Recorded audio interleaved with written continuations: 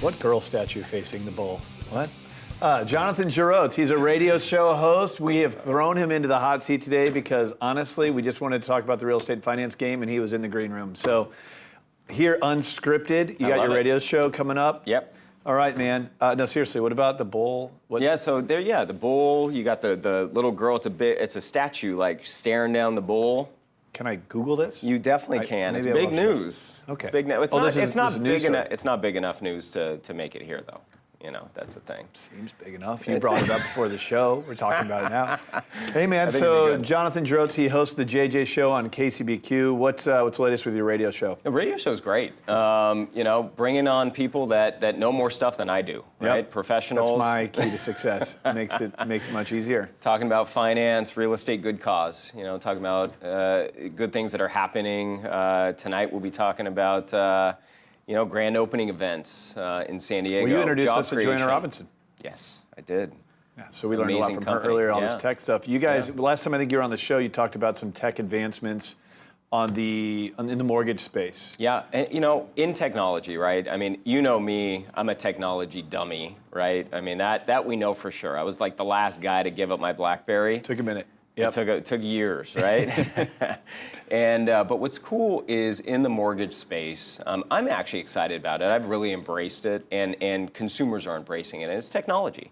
And when you think about it, we're using digital verification of assets, digital verification of income, and at the end of the day, when these loans get sold, we all know the loans get sold, right? Mm-hmm. Fannie Mae, Freddie Mac. Well, Fannie Mae says, hey, you know what? If a consumer isn't touching the paperwork, if they're not touching the bank statements, if they're not touching their pay stubs, it's a better deal for us. It eliminates the fraud aspect of it, and it speeds up the process. So it's pretty interesting. So I want to make sure we're clarifying for our audience. So if you were looking to buy a home, you got to get a mortgage. If you're looking to refinance your mortgage, you got to go through the paperwork. So this is actually kind of a new wave of technology that you guys do that just simplifies the process. It does. You're not doing the no income, no assets, stated income type loan where you don't have to provide the documents. You're just facilitating the process to get that verified for the financing. Yeah, you know what's cool? So I'll give you an example. Yeah, I like examples, right? So a boyfriend, girlfriend, they've been together for years, but they're not married.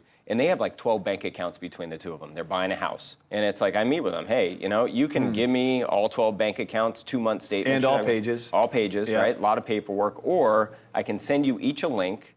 You can enter your bank stuff and fill out the link. And within 24, 48 hours, I will have all your information. And you don't have to send me a bank statement at all.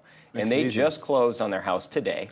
They just closed on their house today. New homeowner. Not providing one bank statement or asset piece of paper, transaction detail, or anything. Here's my question for you. Yeah. I keep having top producing realtors on this show talking about low inventory. How'd they get into a house? They beat out offers, and really? they actually had to overpay for the house by $15,000. Whew. So it's, and you know what? But they is it didn't overpaying if others are Yeah. making the same offer, and if the home appraised? Did it appraise? It didn't appraise, and so they're overpaying theoretically, right? Right. But you're right. I think the market is going to bear what somebody's willing to pay for the house. Yeah. So that's the tough part, right? We're in a world right now where appraisals have to kind of catch up to the marketplace again, and it's a tough spot to be in, right?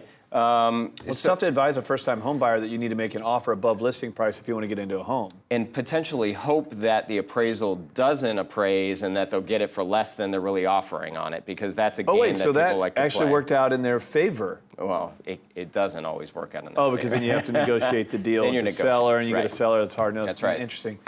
It's a tough one. Man, how are interest rates? Interest rates are great. Hey, you know what? I'm actually thrilled where interest rates are. I thought they would be running higher. I mean, a lot of reports on the economy's full steam ahead, right? Yep. We're months past the election now. We've had some sell-off in the bond markets, mortgage-backed securities, but there's been a nice level playing field where interest rates have held pretty steady. So, hey, government stuff, we're still in the threes. High threes. Oh, right? We are. See, I thought we had creeped into the fours. No, conventional stuff, we're in the low fours. So we're still in the fours. It's great news. Yeah, right? What you should do is if you are a renter, you should look at getting a rent versus own analysis and see what you're comparing, or what you're paying in rent compared to what owning real estate would look like, what that mortgage payment is, how much it pays towards principal, how much it pays towards interest, which you can write off. It's really pretty fascinating when you have a low rate environment. Jonathan Giroux, the mortgage guy. And by the way, let me make something very clear. He helped me when I bought my house. I've refinanced, I've taken out of a HELOC, and now we bother him with small requests all the time. And he's always really courteous about it, even today when you walked in between the breaks. Jonathan Droz, check out the JJ Show, and if you have any real estate questions, visit him online. Coming up next, Ever Eternity. He is a top producing realtor in America's finest city. First time having him on the show. We're going to find out what's going on with this inventory game and what you can do if you are looking to buy or sell your home. Stick around.